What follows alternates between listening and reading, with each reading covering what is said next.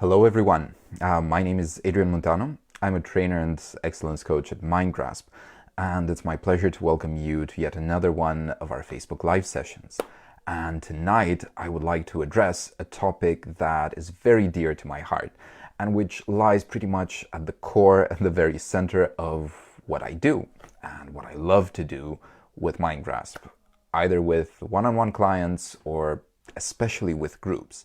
And it's even more interesting in groups when you're able to facilitate this process and drive it for more people all at once and see how the dynamics of, well, what our topic is tonight, which is change, how the dynamics of change feeds off of each other and are enhanced exponentially. And so, change. Is it possible behaviorally? And it's something really interesting because when I first was exposed to the field of personal development at large, and more specifically with NLP, 5 years ago when I went through my NLP practitioner course, I was very excited. So I ended the course on an absolute high, and pretty much everybody has that experience. So final day, Camelia, our trainer, sends us off into the world to start working on our goals with new tools and a refreshed mindset, and more importantly, emotional set, if I may say so, a new set of emotional resources. And I think for a while I might have driven my friends a bit up the walls because it was pretty much everything I talked about, all I talked about. And I might have been, hyper evangelizing, one can say. And of course, what happens when you're so excited about something and that's all you blabber about, I got quite a bit of pushback from people. And some of them even said, well, you know what? I don't even believe that change is possible. Hi, Elisa, welcome. I don't even believe that you can have change. I'm like, whoa. But I've experienced it in the flesh. I'm a living example of, how it goes about. Like, well, yeah, maybe it worked for you, but I don't know if it works for me, and I don't know if it works for anybody. And you know what? It's all a matter of chance anyway. So what I wanted to address tonight was actually how change is possible systematically, and not just possible, but I would even dare say absolutely necessary if you want to make the best out of your life. Because you see, when we were developing as a species, naturally we were in a very biologically competitive environment.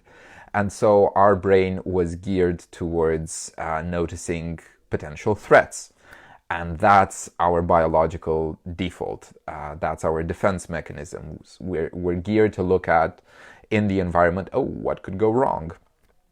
Back in the day, it was the saber-toothed tiger that might have jumped from an unsuspecting, from behind a tree or something of the sort.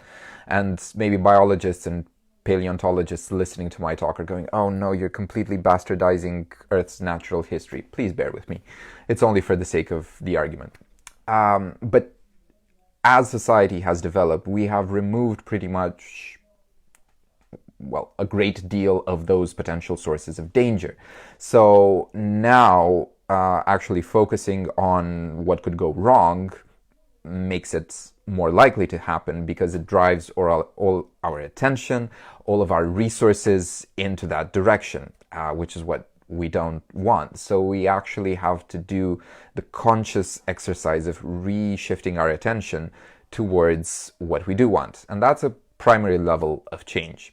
Another thing about change is that, society develops nowadays at such a fast pace. And, that's a fact. Think of all the jobs that exist today and didn't even exist 10 years ago, or not even to think about 20 or 30 years ago. Think about the way geopolitics evolves. All the alliances that are formed and broken pretty much overnight. Think of all the new technologies and how they're disrupting the way of life. That requires adaptation. And very often what happens is that people meet all of these changes with mindsets that no longer really work for them.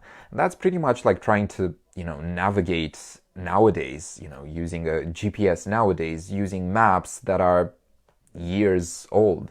There might be roads where a long time ago there was just barren land, or there might be roads that were present on the old maps but are closed now, and so on. So change is a must. And what makes lots of people say, well, it's not really likely, is simply because they would argue, well, this is how I've always done things. And they might even bring, very solid scientific arguments and say, well, look, neural patterns take quite a long time to develop. And if my neural patterns have developed for so long to support this kind of behavior, my doing this way in communicating with others, in relationships, in the way I work, in the way I view myself, well, how am I going to do that? I'm an adult person now. It's difficult to change it. And it's funny, one of the founders of neuro-linguistic programming, Richard Bandler, would say it's never too late to have a happy childhood.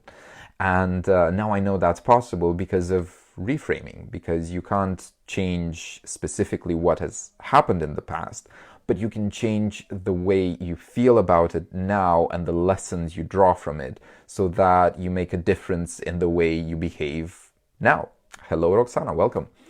So the way you behave now and the way you're going to behave in the future, and so the results that you're going to get in the future. So, and they're right, when they say that, well, this is how my patterns of behavior have been. This is what my brain has and my nervous system has been running like for so long, for so many years. But, it only took a snap second when, for instance, you had a fright. And you might have made a snap decision in that moment that allowed you to cope with the situation. You were a child, you didn't understand what was going on around you. Somebody said something to you on a very harsh tone, maybe abruptly, and you made a decision about who you are in order to cope with the situation because you didn't know any better.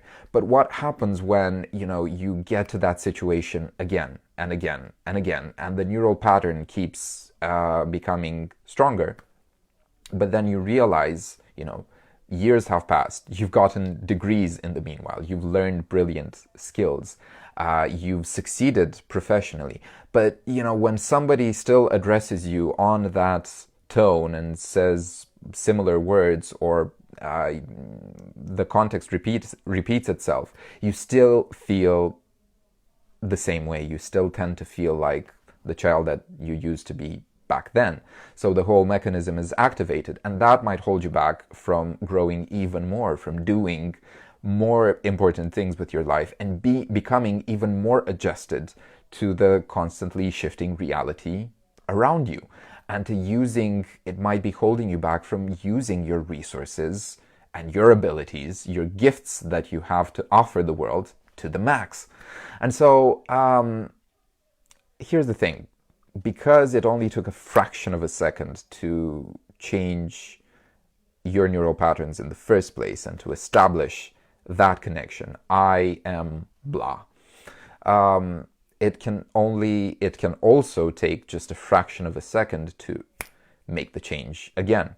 Obviously, I was telling you about the roles of the unconscious mind over the past week, and how it takes time for a habit to be instilled. Obviously, it would take you time to keep practicing on your new identity. But the very fraction of a second that it takes to change is just that, a very short, very brief moment in time. What takes a long time, however, is getting to the point where you're willing to make that change. Oh, and hello, Andrea, welcome. So it takes time for you to get to the point where you're willing to even consider that change. And usually for most people, what it adds up to is being fed up with not getting what they want, or getting what they don't want. Fed up to the point that they say, I've had it, I don't care what it takes, I'll do whatever is necessary so that I make the required change, and that I rewire myself, and I become my own person. And in fact, I recently had a client with whom I did a breakthrough session, and at the end of the process, I asked her, okay, so how do you feel? And she says, well, it's amazing. The feeling is that wave upon wave, I'm becoming my own person again. It's like parts of me are floating back into me, and I'm becoming my own, more and more of my own person. And the beauty of change is actually this. It's paradoxically not about transforming you into something else, something that you don't resonate with, but rather it's about reminding yourself of who you were all along. So paradoxically, change is actually about actualizing more about who you really are. And that is what fully allows you to cope with ever-shifting circumstances, make the best of your inner emotional, mental, intellectual resources, and deal with whatever situation life throws at you. So I've had experience with this process, both myself and with the people I've worked for. And what it really takes is the commitment, the energy, and the focus, very importantly, the focus on what you want to achieve at the end of the process. Remember, as I was telling you, not on what you don't want, but rather what you do want. So bottom line is, change is not only possible, but it's necessary if we are to make the most of ourselves. Because here's the thing. Oh, and hello, Ioana, welcome.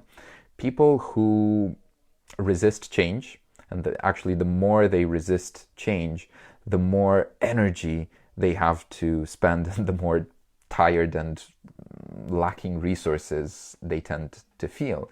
Because change is a natural, biological, to begin with, process. And it's only, once again, natural that it's reflected on a psychological level in our inner structure. Oh, and hello, Lala. Welcome. So what I would like to invite you to do, dear viewers, is to consider in your lives, what is that one thing, the one thing which, if I were to change it, would make the greatest positive difference in all areas of my life. And keep asking yourself that until you run out of words, until you get to one thing beyond which you just couldn't frame any more words. And very likely that's pretty much the deepest, the bottom layer, the core of what it is that would make the greatest difference for yourselves. So ask yourself that, keep plugging at it, and just accept the first answer that pops to mind, which is coming from the unconscious mind, and then ask yourself, okay, what is it that I need to do concretely to make this happen? What is it that I'm not doing now, but if I were to do it, it would allow me to make this change and get to where I want to get? Oh, and hello, Ana Maria, welcome. What is it, or instead, what it is that I am doing now and I actually need to stop doing so that I get to where I want to get? And who is it that I need to believe about myself that I am, to allow myself, in fact, to recognize about myself that I am, so that I'm able to do what I need to do to get to where I want to get? Happy mind hunting, dear ones. I wish you and have a brilliant evening. Tomorrow I will be traveling to sunny Cyprus to begin attending, as a coaching assistant, David Shepard's Master Practitioner course, NLP Master Practitioner, and then NLP Trainers Training. So I'll be back to Romania at the beginning. sorry, so I'll be back in Romania at the beginning of August, and I will, because I'm traveling tomorrow, I'll just record a video and I'll post it, but I will keep in touch with everyone. And I will be keeping up with my regular live sessions, beginning with the day after tomorrow. And stay tuned because I have some fresh surprises for you coming up. Until then, I wish you all the best. Have a brilliant evening and see you soon. Bye.